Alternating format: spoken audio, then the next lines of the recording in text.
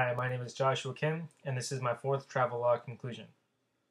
So I recently played a game of Call of Duty World at War, but more specifically, I played the game mode called Nazi Zombies from Hell. It is a first-person shooter version of the classic tower defense game, where wave after wave of zombies attack your base, and you and your friends have to fight them off. So after playing several games with another player in my party, I asked him if he had a mic so that we could chat and coordinate. As a player, he was quite good, reviving me several times after I had been knocked down. When he turned on his mic to chat, however, I quickly realized he was a 12-year-old boy, complete with a high-pitched, prepubescent voice. He was also prone to cursing. What I had just experienced was the latest culture shock in online worlds: voice chat. Games that used to allow communication by text are now adding voice chat interactivity, and it is changing the feel of our virtual universe. At the beginning of this travelogue, I claimed that addition of voice chat interactivity was revolutionary, the next big step in video games.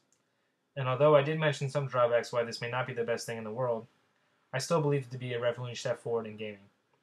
There are good reasons why so many multiplayer online games are launching with voice chat software.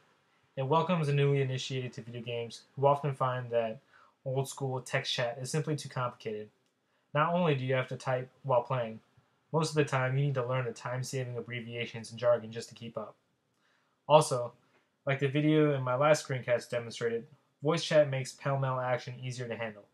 If you're running a guild raid with 50 people, it's much easier to bark orders than to type it out, which is why voice chat has long been popular on first-person shooters on Xbox Live. But voice chat also tweaks the social environment. You can take away from the parts that make our virtual world so fun. You see, text chat is inherently abstract. You read it and then voice it out in your head.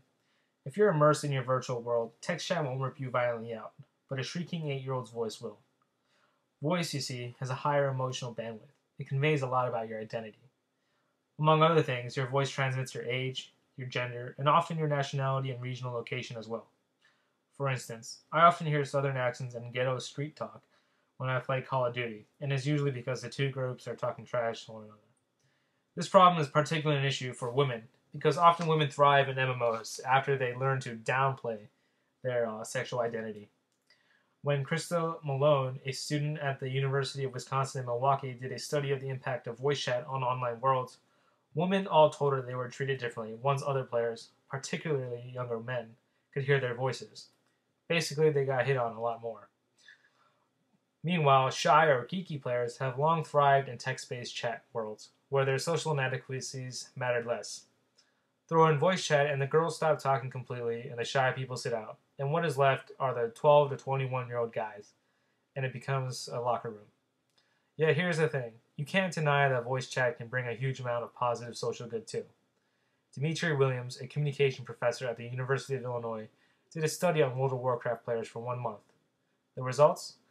Those who used text-only chat experienced drops in trust and happiness amongst their fellow players, while those who used voice chat did not. The fatter emotional signal of voice apparently helps cement online relationships.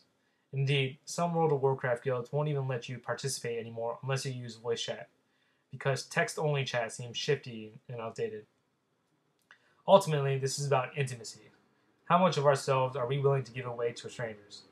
Personally, I enjoy communicating both in text and by voice, and I think that's because I grew up with both types. It's possible that the impending generation of gamers will simply find voice chat more natural, in the same way that teenagers today happily blog about their personal lives and post pictures and videos of themselves on MySpace.